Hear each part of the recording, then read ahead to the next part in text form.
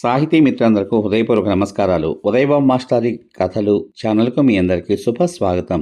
ఈ రోజు ఈ కార్యక్రమంలో మీరు సీనియర్ కథా రచయిత శ్రీ కొత్తపల్లి ఉదయబాబు రచించిన లేడీ సింగర్ 33వ భాగం వింటారు. అయితే 33వ భాగంలోకి వెళ్లబోయే ముందుగా 32వ భాగంలో ఏం జరిగిందో ఒక్కసారి చిన్నగా గుర్తు చేసుకుందాం. 32వ భాగంలో మర్నాడు ఉదయం చలపతి 9:30 కల్లా వచ్చి శ్రీకృష్ణని రాజన్ని జీపులో తీసుకుని ముఖ్యమైన ప్రదేశాలు చూపించడానికి తీసుకువెళ్తాడు. ఆ సందర్భంలో శ్రావణ్తో తన యొక్క పరిచయాన్ని, తర్వాత జరిగిన తన కథను వాళ్ళిద్దరికీ వివరిస్తాడు చలపతి. ఇంటికి వచ్చాక తాము చూసిన ప్రదేశాల యొక్క ముఖ్యాంశాలన్నింటినీ కూడా డైరీలో రాసుకుంటాడు శ్రీకృష్ణ. ఆ తర్వాత డైరీ ఎందుకు రాస్తున్నావు అని రాజన్ అడిగిన ప్రశ్నకు డైరీ అనేటువంటిది అభిరుచి గల ప్రతి వ్యక్తి రాసుకోవలసిన ఆవశ్యకతను వివరిస్తాడు శ్రీకృష్ణ రాజన్కు. అనంతరం వంట చేస్తూ పాట పాడుకుంటున్న శ్రీకృష్ణ బయట అలికిడి అయ్యేసరికి పాట పాడడం ఆపేస్తాడు. ఆ తర్వాత ఏం జరిగిందో 33వ భాగంలో విందాము మరి. ఏమిట్రా, నాకు ఇష్టమైన పాట వస్తుంటే ఛానల్ మారుస్తావేమిట్రా గాడిద, చిరాగ్గా అడిగాడు శ్రావణ్ రాజన్ని. నేనేం ఛానల్ మార్చలేదన్నయ్యా, కావాలంటే చూడు, టీవీ మీదే ఉంది రిమోట్ అన్నాడు కుర్చీలోంచి లేస్తూ. చలపతి తన చేతిలోని పొట్లాలు రాజన్కి అందించాడు. అయినా అనుమానం తీరక శ్రావణ్ రిమోట్ చేతిలోకి తీసుకుని చకచక తెలుగు ఛానల్స్ అన్నీ తిప్పాడు. మానస వీణ మధుగీతం పాట ఇప్పుడే కదరా విన్నాను అని అడిగాడు తమ్ముణ్ణి. అది అది కృష్ణ పాడుతున్న పాటన్నయ్యా, బయట చప్పుడైతే ఆపేసుంటాడు అన్నగారికి సమాధానం చెప్పాడు రాజన్. నీ మొహం, ఆ పాట శ్రీకృష్ణ పాడడం ఏమిటి? అది సుశీలమ్మ గారు పాడారు.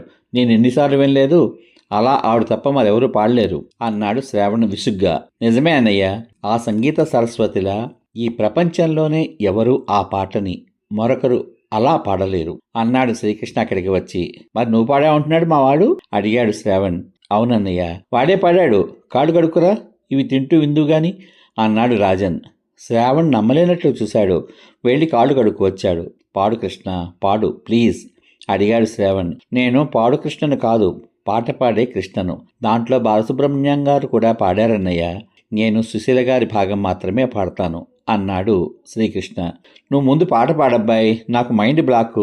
మగపిల్లాడు, అందులో యువకుడు లేడీ టోన్తో పాడమేమిటి? వింటే గాని నా సందేహాలు తీరవు అన్నాడు కుర్చీలో కూర్చుని శ్రీకృష్ణని ఆసక్తిగా చూస్తూ. శ్రీకృష్ణ కంఠం సవరించుకుని పాటలో ఉన్న ముందు ఆలాపన పూర్తి చేశాడు కళ్ళు మూసుకుని. శ్రావణ్కి ఒక్కసారిగా మతిపోయినట్లయిపోయి అలాగే ఉండిపోయాడు. మొదటి చరణంలో సుశీల గారి భాగం పాడేసి ఆపేశాడు శ్రీకృష్ణ. చప్పట్లు కొట్టి వచ్చి శ్రీకృష్ణను గట్టిగా కౌగిలించుకుని వెన్ను తట్టాడు శ్రావణ్. వండర్ఫుల్ కృష్ణ, నాకు అసలు నమ్మబుద్ధి కావడం లేదు తెలుసా. ఇదివరకు ఎప్పుడైనా ఎక్కడైనా పాడావా? అతనిని ఒక కుర్చీలో కూర్చోబెట్టి తాను ఎదురుగా కూర్చుని అడిగాడు శ్రావణ్. అసలు కథ చెబుతాను వినండి అన్నయ్య అని తమ ఇద్దరి పరిచయం నుంచి ముఖ్య సన్నివేశాలను క్లుప్తంగా చెప్పాడు రాజన్. నాన్న ఫోన్లో ఏవో చెప్పాడ్రా, నీలో బాగా మార్పు వచ్చిందని, బాగా చదువుకుంటున్నావని, దానికి కారణం ఒక మాస్టర్ అబ్బాయి అని చెప్పాడు. అది నువ్వు ఏ గాలో సోకి నువ్వు బాగుపడ్డావు అనుకున్నాను కానీ దానికి ఈ అబ్బాయి కారణం అని ఇప్పుడు ఖచ్చితంగా అర్థమైంది. నీలాంటి గాయకుడు నా తమ్ముడికి స్నేహితుడు అవ్వడం నాకు చాలా సంతోషంగా ఉంది Krishna. I love you my boy అన్నాడు శ్రావణ్. ఇంతలో రాజన్ పానీపూరి బజ్జీలు ఉన్న పళ్ళాలు వెనక చలపతి మంచినీళ్లు తీసుకురావడంతో వాటి మీద పడ్డారు. నిజంగా చాలా బాగా పాడారు బాబుగారు, నిజంగా సుశీలమ్మ తల్లి పాడుతున్నట్టే ఉంది, అపశృతులు కూడా లేవు. బాలసుబ్రహ్మణ్యం గారు అవేవో సంగతులు అంటారే, అవి కూడా చాలా బాగా పలికాయి అన్నాడు చలపతి సంతోషాతిరేకంతో. నా పాట మీకు నచ్చినందుకు నాకు చాలా ఆనందంగా ఉంది అంకుల్. చాలామంది నన్ను పాట పాడమని విన్నాక నన్ను హేళన చేసి, లేదా పాడుతుంటేనే వాళ్ళలో వాళ్ళ కబుర్లు చెప్పుకుంటుంటే నాకు ఒళ్ళు మండిపోయేది. వాళ్ళు విననప్పుడు నన్ను పాడమని అడగకూడదు కదా. నిజంగా అప్పుడు చాలా బాధేసేది. అప్పుడు ఇంటికి వచ్చేశాక అదే పాట 2-3 సార్లు నా కోసం నేను పాడుకున్నాక అనిపిస్తుంది, నా పాట ఎవరికో ఆనందం కలిగించకపోవచ్చు, నా పాట నాకు పరిపూర్ణమైన ఆనందాన్ని తృప్తిని ఇస్తోంది అనుకుంటాను. అంతే, వాళ్ళు నన్ను చేసుకున్న వేళాకొళాలు వెక్కిరింతలు అన్నీ ఆ ఆనందంలో తుడిచిపెట్టుకుపోతాయి అన్నాడు శ్రీకృష్ణ. ఏ కంఠంతో పాడితే ఏమిటయ్యా, నీలో ఆ పాటకు న్యాయం చెయ్యాలి అనే తపనుంది చూసావు, దానికి నీకు హ్యాట్స్ ఆఫ్. దానిని ఆస్వాదించలేని పిచ్చి కుక్కల్ని ఎప్పుడు పట్టించుకోకు. ఇలాగే చివరి వరకు కొనసాగిస్తావా అడిగాడు శ్రావణ్. ఆ కంఠం కాపాడుకోవాలంటే చాలా జాగ్రత్తలు తీసుకుంటాను అన్నయ్య. నేను బయట ఏమీ తినకపోవడానికి అదో కారణం అన్నాడు శ్రీకృష్ణ. సరే, నాకు తోచినప్పుడల్లా ఒక పాట అడుగుతాను, అది పాడాలి. నేను టీవీ చూడడం కన్నా మ్యూజిక్ వినడానికి ఎక్కువ ఇష్టపడతాను. అందులో ఆపాతమధురాలంటే మరీ ఇష్టం అన్నాడు శ్రావణ్. తప్పకుండా అన్నయ్య. సరే, ఈ పూట ఏం చేసావు తినడానికి అడిగాడు శ్రావణ్. బియ్యపు రవ్వతో మినపరొట్టె చెప్పాడు శ్రీకృష్ణ. నీ కాబోయే పెళ్ళం ఎంత అదృష్టవంతురాలయ్యా అన్నాడు శ్రావణ్. ఇవి ఆపద్ధర్మంగా నేర్చుకున్నవి, అంతేగాని పెళ్ళానికి చేసి పెట్టడానికి కాదన్నయ్యా. రేపు నేను ఒక్కడిని ఉండవలసి వస్తే ఎవరి మీద ఆధారపడకూడదని మా అమ్మగారు చేస్తుంటే అడిగి నేర్చుకున్నాను. అసలు ఏది బ్రహ్మ విద్య కాదు నా దృష్టిలో. మనం దృష్టి పెట్టి నేర్చుకోవడంలోనే ఉంటుందన్నయ్యా. ఏదైనా సరే 10వ తరగతిలో విలువ తెలియక సంగీతం నేర్చుకోగలిగానే గాని పాండిత్యం సంపాదించలేకపోయాను. నాకు సంగీతం నేర్పిన నా గురుదేవుడు ఇప్పుడు ఎక్కడున్నారు, ఎలా ఉన్నారు అన్నాడు ఆర్ద్రంగా శ్రీకృష్ణ. అసలు నిన్ను కాదయ్యా, మా వాడిని అభినందించాలి. నిన్ను వాడి స్నేహితుడిగా ఎన్నుకుని పరిచయం చేసుకున్నందుకు అంటూ తమ్ముడి వీపు మీద ఉత్సాహంగా ఒక్క చరుపు తెచ్చాడు శ్రావణ్. ఎన్నాళ్లకి మీరే ప్రశ్న వేసి జవాబు కోసం ఎదురు చూడడం మొదటిసారి చూశాను బాబు. కలిసొచ్చే కాలం వస్తే నడిచొచ్చే స్నేహితుడు రావడం అంటే ఇదే బాబు అన్నాడు చలపతి. నడిచొచ్చే స్నేహితుడు కాదురా బాబు, కొడుకు అని నుదురు కొట్టుకున్నాడు శ్రావణ్. నిజమేనండి, తమ్ముడు గారికి కృష్ణబాబు కొడుకు కాదు కదండి ఆయ్ అన్నాడు చలపతి అమాయకంగా. ఆ మాటకి అందరూ నవ్వేశారు. టిఫిన్ సిద్ధంగా ఉందన్నయ్య.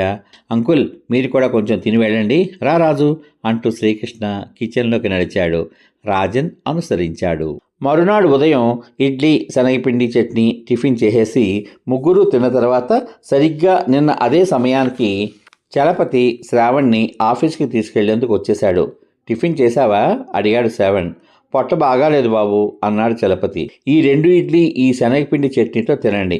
ఇందులో వేసిన అల్లం జీలకర్ర మీ పొట్టలోని బాధను తగ్గించేస్తాయి. ఇబ్బంది వస్తే నన్ను అడగండి అన్నాడు శ్రీకృష్ణ చలపతి కోసం ఉంచిన టిఫిన్ అందించి.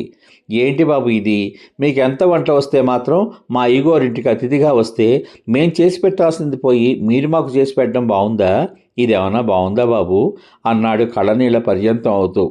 నిజమే కృష్ణ, నాకు చాలా గిల్టీగా ఉంది అన్నాడు శ్రావణ్. ఏం బాబు నువ్వు మాట్లాడకుండా మిగిలిపోయావు అని అడిగాడు శ్రీకృష్ణ రాజన్ని. రాజన్ నోటు మీద వేలు వేసి తల అడ్డంగా ఊపాడు, మాట్లాడను అన్నట్టుగా. ఈ పని నాకు వచ్చు కాబట్టి చేస్తున్నాను అన్నయ్య. అంకుల్, మీరు జీపు నడపగలరు కాబట్టి నడుపుతున్నారు. డ్రైవింగ్ రాని వాడిని నేను నడిపితే ఎలా ఉంటుంది చెప్పండి? మనమందరం ఇలా చేయడం మనకి వచ్చిన పని ద్వారా ఒకరికొకరు సహాయం చేసుకోవడం అంతే తప్ప ఇందులో ఫీల్ అయ్యేదేం లేదు. సరే, రేపటి నుంచి మానేస్తాను. అందరం హోటల్స్లో తిందాం. అక్కడ వాడే నూనెలు, మసాలాలు ఎంత ప్రమాదకరమైనా సరే ఆరగించేసి అనుభవించేద్దాం. ఒకవేళ అనారోగ్యం ఎవరికైనా వస్తే డాక్టర్లకి డబ్బు, పరీక్షల పేరట వాళ్ళు అడిగిందంతా పోసేద్దాం. దానివల్ల డబ్బు పోయే శని పట్టే అన్నట్టు అవుతుంది మన పరిస్థితి. అందుకే అడుసు తొక్కనేలా కాలు కడగనేలా అన్నారు పెద్దలు. నా వల్ల మీకు ఇబ్బంది అయితే మాత్రం చెప్పండి అన్నయ్య. మహా అయితే మేము ఉండేది కేవలం వారం రోజులు మాత్రమే, అంతేగా. మీరేం చేయమంటే అదే చేస్తాను అన్నయ్య. చెప్పండి అంకుల్ అన్నాడు శ్రీకృష్ణ. చలపతి ఏదో చెప్పబోతే నోరు మూసుకుని పద, ఇక మనం మాట్లాడేదేం లేదు. ఓకే శ్రీకృష్ణ, వెళ్ళి జీప్ పంపిస్తాను, మీరు సిద్ధంగా ఉండండి అనేసి వెళ్ళిపోయాడు శ్రావణ్. అబ్బా అబ్బా, నీతో మాట్లాడడం చాలా కష్టం కృష్ణ. నీ లాజిక్ బాణం వేశావంటే ఎవడైనా దిమ్మ తిరిగి వెళ్ళిపోవాల్సిందే. మా అన్నయ్యకి మైండ్ బ్లాక్. వాడు అసలు ఓటమి ఒప్పుకోడు కానీ నిజాన్ని మాత్రం కాదనడు. చూసావా, నేను కూడా ఎంత బాగా మాట్లాడేస్తున్నానో అన్నాడు నవ్వుతూ. పొండిబే, రెడీ అవుదామా అన్నాడు శ్రీకృష్ణ నవ్వుతూ. వెధవగారు అన్నట్లుంది అన్నాడు రాజన్ నవ్వుతూ. అవును, నాకు ఓ జోక్ చాలా చాలా ఇష్టం రాజు అన్నాడు శ్రీకృష్ణ. ఏమిటది అడిగాడు రాజన్. ఒక పెద్ద ఆయన ఒక కుర్రాన్ని అడిగాట, ఏమయ్యా ఈ మధ్య అందరినీ మర్యాద లేకుండా మాట్లాడుతున్నావుట అని. దానికి వాడు, ఎవడు చెప్పాడు బే నీకు అన్నట్టవాడు అని చెప్పి పొట్ట పట్టుకున్నాడు శ్రీకృష్ణ. రాజన్కి కూడా నవ్వాగక పొట్ట పట్టుకున్నాడు. గంట తర్వాత వారిద్దరూ చలపతి నడుపుతున్న జీపులో ఉన్నారు.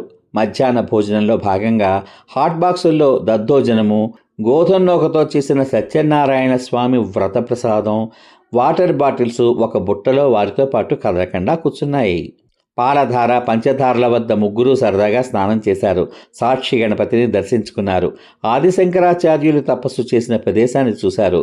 శిఖరేశ్వరం అనే ఎత్తైన కొండ మీద గల నందీశ్వరుడు పత్రంలా తిరిగే తిరగలిలో నువ్వులు వేసి ఎవరికి వారు విడివిడిగా తిప్పారు. నంది కొమ్ముల మధ్య నుంచి మల్లికార్జున స్వామి ఆలయ శిఖరంపై కల విమాన గోపురాన్ని చూడగలిగితే అలాంటి వారికి పునర్జన్మ ఉండదు అన్న విషయాన్ని చలపతి ద్వారా తెలుసుకుని అలా చూసే ప్రయత్నం చేశారు. కానీ సుదూరంగా ఎక్కడ చూసినా ఆకుపచ్చని వాతావరణంలో చెట్ల కొమ్మల మధ్య అసలు కోవిలే వారికి కనిపించలేదు. చివరగా పాతాళగంగ చూసి ఇంటికి బయలుదేరారు. పాతాళగంగ మెట్లు లోతుగా చాలా మెట్లు దిగి తిరిగి ఎక్కాల్సి రావడంతో బాగా అలసిపోయారు. రాత్రి ఇంటికి వస్తూ బ్రెడ్, మిక్స్డ్ ఫ్రూట్ జామ్ కొనుక్కొచ్చారు. ఇంటికి చేరేసరికి రాత్రి 7 గంటలైంది. చలపతి వారిని దింపి శ్రావణ్ని తీసుకురావడానికి వెళ్ళాడు. వాళ్ళు వచ్చేలోగా స్నానాలు చేసి శ్రీకృష్ణ బ్రెడ్ని రోస్ట్ చేసి తీసుకువచ్చి టీవీ ఆన్ చేసి కూర్చుంటే తాను టీవీ చూస్తూనే వాటికి జామ్ రాయసాగాడు. శ్రావణ్తో పాటు అతడితో పనిచేసే మరో యువకుడు చలపతి కూడా వచ్చారు. చలపతి పుచ్చకాయ, ద్రాక్ష పళ్ళు, తర్బూజా పళ్ళు తెచ్చి లోపల పెట్టాడు. పరస్పర నమస్కారాలు, పరిచయాలు అయ్యాక, నేను ఉదయం చెప్పాను కదరా పని, ఈ బాబు లేడీ టోన్తో సుశీలమ్మ గారు పాడినట్లే పాడేస్తాడని చెబితే నువ్వు నమ్మలేదు కదూ బాబు కృష్ణ, ఇతను ఫణిధర్ అని నాతోనే పనిచేస్తున్నాడు. ఒక్క పాట పాడి వినిపించు. దెబ్బతో వాడి చెవులు తుప్పు వదిలిపోవాలి. పాడవా ప్లీజ్, ప్రాధేయపడుతున్నట్టుగా అడిగాడు శ్రావణ్. అదేమిటన్నయ్యా, మీరు ఆజ్ఞాపించాలి కానీ అలా అడగకూడదు. కొద్దిగా అలసిపోయిన మాట వాస్తవమే, కానీ కూర్చుని పాడడమే కదా అన్నయ్య. నేను రెడీ, ఏ పాట కావాలి మీకు అని అడిగాడు శ్రీకృష్ణ. ఇది మల్లెల వేళయని, ఇది వెన్నెల మాసమని సుశీలమ్మ గారి పాటే చట్టుక్కుని అడిగాడు ఫణిధర్. సరే సార్, ఎక్కడైనా అపశృతి పలికితే ఏమనుకోద్దు, చిన్న అభ్యర్థన అని శ్రీకృష్ణ ముందుగా ఆలాపన చేశాడు. ఆ తర్వాత ఆగి ఆగి పాటంతా పాడేశాడు.